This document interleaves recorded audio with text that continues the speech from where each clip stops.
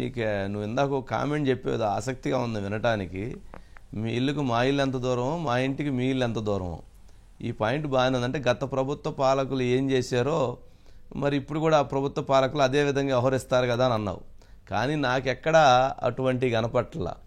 Telugu Desam party కార్యకర్తలను ఇద్దరు నిర్దాక్షిణ్యంగా చంపివేశారు. నిన్న కూడా ఈరోజు కూడా తెలుగుదేశం పార్టీ కార్యకర్తల మీద భౌతిక దాడులు జరుగుతున్నాయి. వైసీపీ వాళ్ళు ఏమైనా మమ్మల్ని కొడుతున్నారు, మా మీద దాడులు జరుగుతున్నాయని వాళ్ళు ఏమైనా పోలీస్ కంప్లైంట్లు ఇస్తూ ఉన్నారు, అన్యాయం జరుగుతుంది. సరే, రెండు పక్కల జరుగుతూ ఉన్నాడు ఘర్షణలు. కానీ తెలుగుదేశం పార్టీ కార్యకర్తలు ప్రాణాలు కోల్పోయారు. కానీ ఇవన్నీ ఒకవైపు ఉంటే జనరల్గా అంటే ఒక అంశం, ఒక పాయింట్ ఏంటంటే చంద్రబాబు నాయుడు గారిని అన్యాయంగా అక్రమంగా దొంగ కేసులు పెట్టి అరెస్ట్ చేసినటువంటి పోలీస్ ఆఫీసర్ ఎవరైతే ఉన్నారో, 53 రోజుల పాటు ఆయన నిర్బంధించినటువంటి పోలీస్ ఆఫీసర్ ఎవరైతే ఉన్నారో, మరి ఇన్ని రోజులైనా కానీ మరి తెలుగుదేశం పార్టీకి సంబంధించి హోంమంత్రిగా ఈరోజు అనిత గారు కూడా ఛార్జ్ తీసుకున్నారు కదా. మరి దాని మీద ఎంక్వైరీ చేయటమో, లేదా దానికి ఒక కమిటీ వేయటమో, లేకపోతే ఇంతవరకు యాక్షన్లోకి వెళ్ళటమో అని అంటే ఇంకా వెళ్ళలేదు.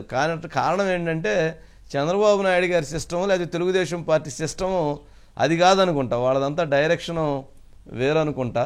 కానీ మరి ఇటువైపు చూస్తేనేమన్నా అదే జగన్మోహన్ రెడ్డి గారు అయితే ఊరుకునేవాళ్ళ. జగన్మోహన్ రెడ్డి గారు అయితే ఇటువంటి పరిస్థితి ఉంటే అసలు ఏ రకంగా వ్యవహరించేవాళ్ళు, ఏ రకంగా వైఎస్ఆర్సీపీ నేతలు వ్యవహరించుండేవాళ్ళు అంటావు.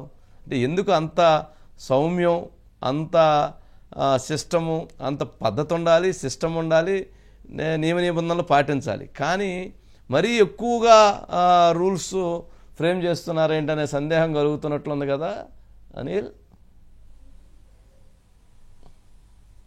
కొంచెం సిస్టమేటిక్గానే ప్రస్తుతం అయితే పాలన, ఎందుకంటే గురి చేసిన వాళ్ళు ఇవాళకి స్వచ్ఛందంగా హాయిగా నవ్వుకుంటూనే తిరుగుతున్నారు. అయితే వీళ్ళ ఆలోచన పాలకులు ఎలా ఉందనేది కొంత సమయం పట్టేలాగా ఉంది. కాకపోతే ప్రజలు ఒక అవకాశం ఇచ్చారు కాబట్టి విధ్వంసం నుంచి కాపాడమని, దాన్ని ముందు ఆ కర్తవ్యాన్ని నిర్వర్తిద్దామనే ఆలోచనలో ముందుకు వెళ్తారు. అట్ ద సేమ్ టైం రాజకీయాన్ని కనుక రాజకీయంలాగా చేయకపోతే కూడా సమస్యలు ఎలా ఉంటాయో వాళ్ళకి తెలుసు. ఖచ్చితంగా దాన్ని ఎలా అధిగమిస్తారో చూడాలి సార్. ఓకే, రైట్ అనిల్, నువ్వేదో పక్కనేది ఇబ్బందిగా ఉన్నట్లుంది నీకు వాతావరణం. సరే అయితే కానీ రైట్, ఇది ఓవరాల్గా సిచ్యువేషన్ చూస్తే ఇలా ఉంది ఇంకా.